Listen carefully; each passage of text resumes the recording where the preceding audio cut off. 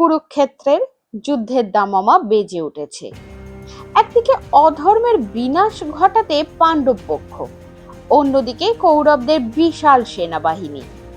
ভারতবর্ষের সমস্ত প্রান্তের রাজারা কোনো না কোনো পক্ষে যোগ দিচ্ছেন, কিন্তু এই মহাযুদ্ধের মাঝখানে ছিলেন এমন এক রাজা যিনি অস্ত্র না ধরেও জয় করেছিলেন সবার হৃদয়। তিনি দক্ষিণ ভারতের উডুপি রাজ্যের অধিপতি। যখন রাজা উডুপি তার সৈন্যবাহিনী নিয়ে কুরুক্ষেত্রে পৌঁছালেন, শ্রীকৃষ্ণ তাকে জিজ্ঞাসা করলেন, রাজন, আপনি কোন পক্ষে যোগ দেবেন?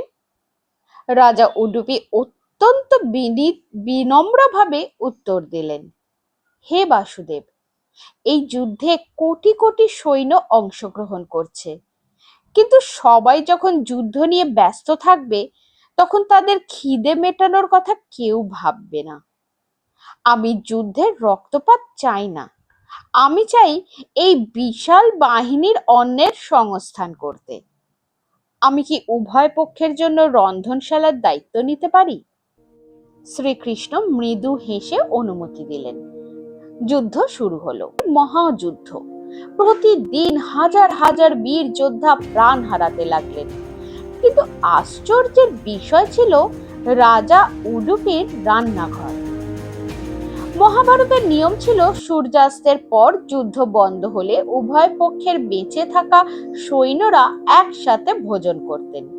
প্রতিদিন মৃত্যুর সংখ্যা পরিবর্তিত হতো, তবুও রাজা উডুপি ঠিক ততটুকুই রান্না করতেন যাতে বিন্দুমাত্র অপচয় না হয়।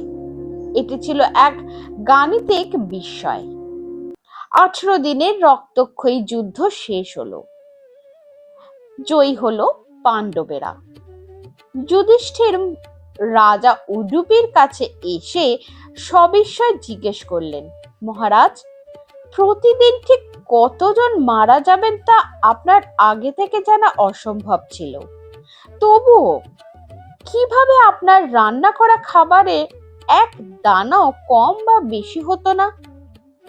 রাজা উডুপি মুচকি হেসে বললেন, এটি আমার কোনো জাদু নয় ধর্মরাজ, এ হলো শ্রীকৃষ্ণের লীলা। তিনি রহস্য ফাঁস করে বললেন, প্রতিদিন রাতে আমি শ্রীকৃষ্ণের শিবিরে এক বাটি চিনে বাদাম নিয়ে যেতাম।